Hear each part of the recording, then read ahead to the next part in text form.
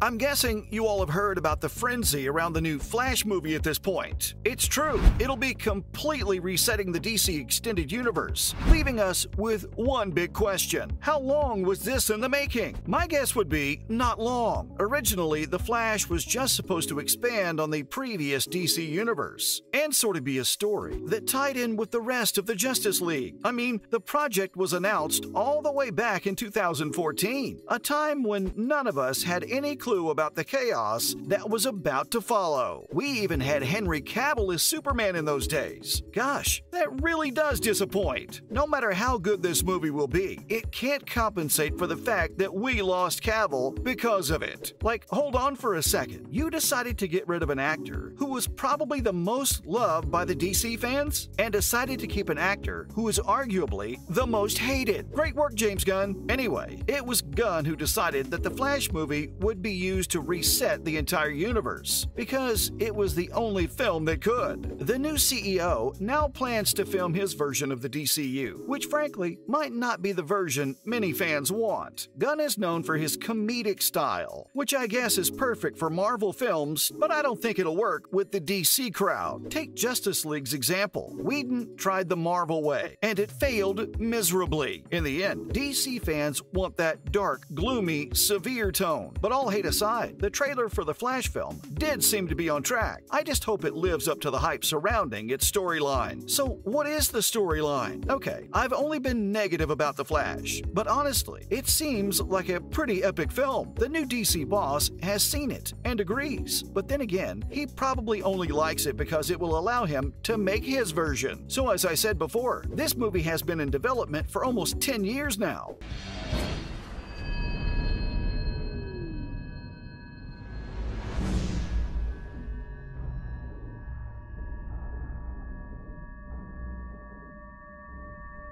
Along the way, it had various potential storylines, such as an origin story, reverse Flash arc, or a story with a link to the larger DCEU. But the final arc is that of Flashpoint. Yep, the most famous one out there. So if you don't know what Flashpoint is, allow me to fill you in. It's probably the most hyped up arc, and I was actually kind of surprised when it was revealed that the new Solo film would be based on this. It's like having Thanos as the boss in the first Avengers movie. It wouldn't have been the same, because, well, there wasn't any build-up. But I guess it makes more sense if you know it's being used to reset the timeline, which is basically the plot.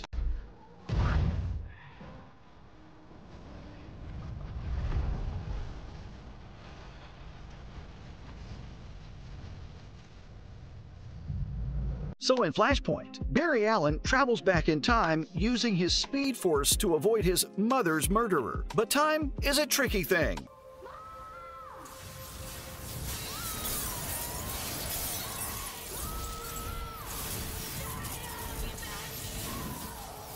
Flash finds himself in another multiverse, where we have this old version of Batman, who's actually Thomas Wayne. Still, we won't be getting this in the movie. Anyways, it's an attempt to go back to his universe. Alan messes up, and well, there's a pretty big event. In fact, it's an event that will reset the entire DCEU. Well, this didn't happen in the comics, but this is how they want to have that smooth reboot of the entire franchise. I guess this way, it will also make sense to have some old cast members, because Ezra Miller is reported to keep his role in the new universe. Seriously, Gunn, couldn't you have also kept Cavill? But anyway, my guess is that Michael Keaton is the Thomas Wayne alternative and will play a crucial role in resetting all of this. In the original storyline, Thomas is actually not the average comic book hero. Rather, he's this dark character who brutally beats up thugs on the streets. How did this happen to a doctor? Well, he doesn't get over the loss of his wife and son. Yep, Bruce Wayne dies in this version, but it seems like you and I will be getting two Batmans. And honestly, I can't complain. Now, coming to this event itself, time travel alone might be enough. We've already seen timelines reset by travel, like the entire X-Men's franchise was reset after Days of Future Past, and Zack Snyder's Justice League showed us the Flash's capabilities with the Speed Force.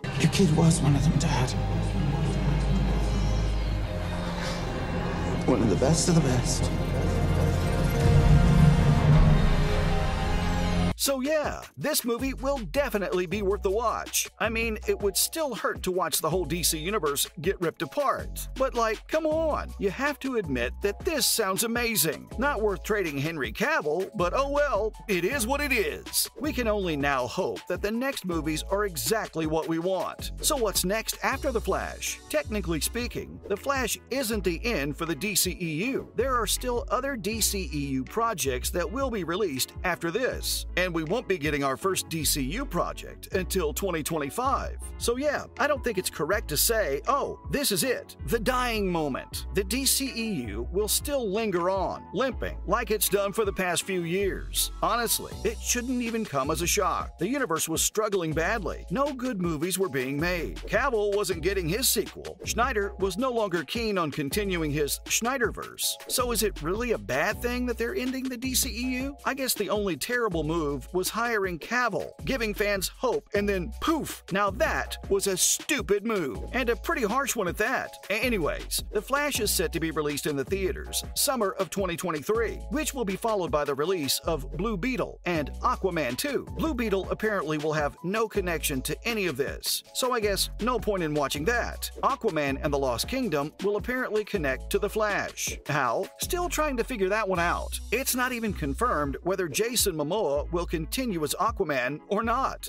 I'm nobody. I came because I had no choice. I came to save my home and the people that I love.